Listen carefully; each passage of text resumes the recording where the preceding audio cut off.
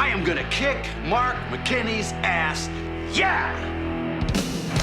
You can't like this. Been waiting for 3 years for someone to drop that jerk. Hey, everybody, this is my hero.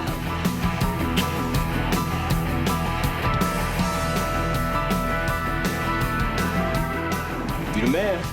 You the man.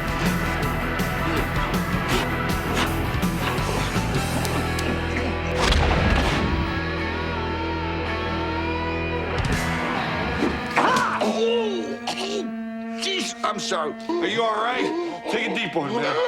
That's it. Take it up. Just draw it in, dude. My throat, eyes, very, very tender spots in the body. It's very realistic. I've personally been hit there and dropped myself by one of my instructors, and I can attest to its effectiveness.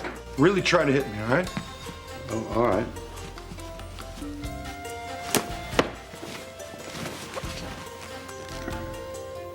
You got me in that one. Jim Belushi, he fit very comfortably in the mentor position because he has had a history of some action film and training. And so when you see him in the scenes of instructing Tim and learning martial arts to defend himself, you buy it entirely. Certainly they both trained to do this movie, but he knows the language, if you will, of being a martial arts guy. Well, that's the reason I got the part, is because I do know karate and Brazilian grappling, jiu-jitsu, and so it helped. But we also trained with Damon, who choreographed it, who's an excellent teacher himself.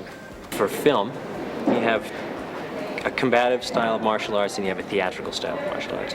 So it is just like a dance. It's all choreography.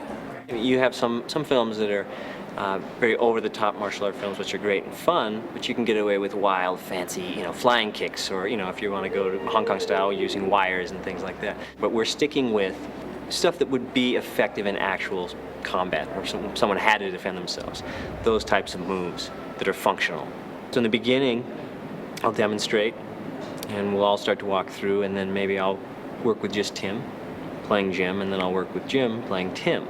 So they get the choreography down, start to define and recognize the angles and the lines and the movement. But then just like dance would be, if you have someone that you tango with all the time, you need to have the energy and have the choreography with that person. So the energy will be different depending on angles slightly change, or just the speed, things like that. So the final stage is getting them together and getting them to mesh, making it safe, keeping it safe, but still going with the realistic style that we're implementing here.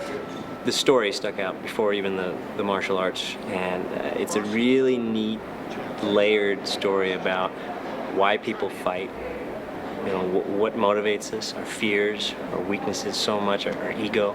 So it touches on that, which is great. Tim and I are mixing it up, boxing, jabbing and joking and back and forth, where the relationship in the movie is starting to bond. How you feeling tonight? Confident. Bring it up. We trained together so it looked like we were professional about it, so he could kick me in the nuts efficiently. Oh. That's why. Okay? Okay. It's very funny, but it's very real. And that's the best kind of comedy. Cut. Very good. Shit, man, I really connected there. Sorry. The Chuck character is an eclectic blend as far as his martial art or his method. So we're having Western boxing, some kickboxing mixed in with Chinese Kung Fu, Wing Chun. So we're staging a lot of it around those arts. But we can alter it because it's nothing set in stone. And that's another reason why we are blending the arts, is because if we have one style, then we're kind of limited. Well, we have to kind of do this or that, but we can change the hand positions or blocks or evasions or counters and things like that. So that's where we have more to draw from. Basically, it's a progression of Tim's training and his level increasing, higher and higher. And the last sequence is a pretty good 20, 30 move routine they have, and it kind of shows where he's gone from the beginning to just before he meets McKinney for the rematch.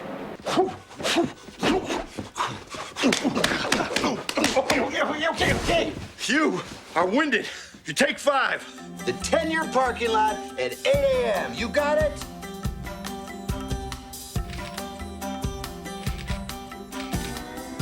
out of this.